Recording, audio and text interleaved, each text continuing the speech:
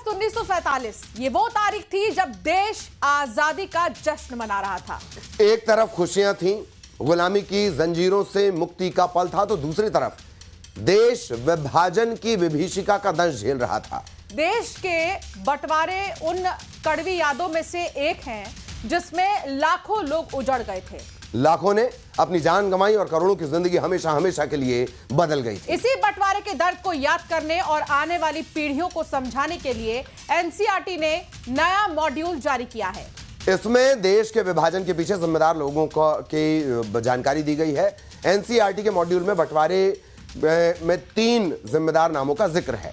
वो नाम है मोहम्मद अली जिन्ना, कांग्रेस और लॉर्ड माउंटबेटन। सबसे पहला नाम मोहम्मद अली जिन्ना का है, जिन्होंने अलग देश के लिए लगातार दबाव डाला और पाकिस्तान बनाने की मांग की। दूसरा नाम कांग्रेस पार्टी का है, जिसने विभाजन को स्वीकार करने की राह चुनी। और तीसरा नाम लॉर्ड माउंटबेटन का है, जिन्होंने विभाजन को औपचारिक रूप दिया और लागू किया। ये 3 वो चेहरे हम आपको दिखा रहे हैं, जिसका जिक्र एनसीईआरटी में अब नए मॉड्यूल में किया गया है।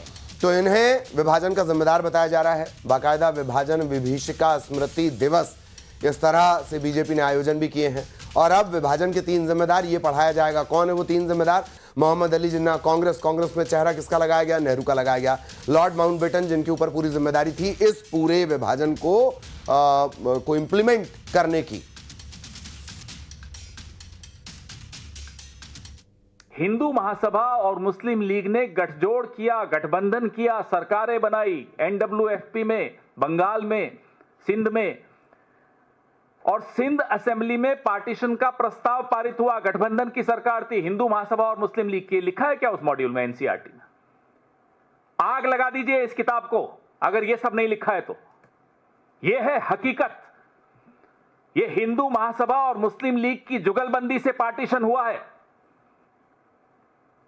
इतिहास के अगर सबसे बड़े विलेन कोई हैं तो राष्ट्रीय स्वयंसेवक संघ है। एनसीईआरटी में जो भी हो भाई, फैक्ट तो ये है कि उस समय पर जब भारत का बंटवारा हुआ तो सत्ता की शिखर पर कौन था? एक तरफ मुस्लिम लीग, एक तरफ Congress party led by Nehru और एक तरफ माउंटबेटन।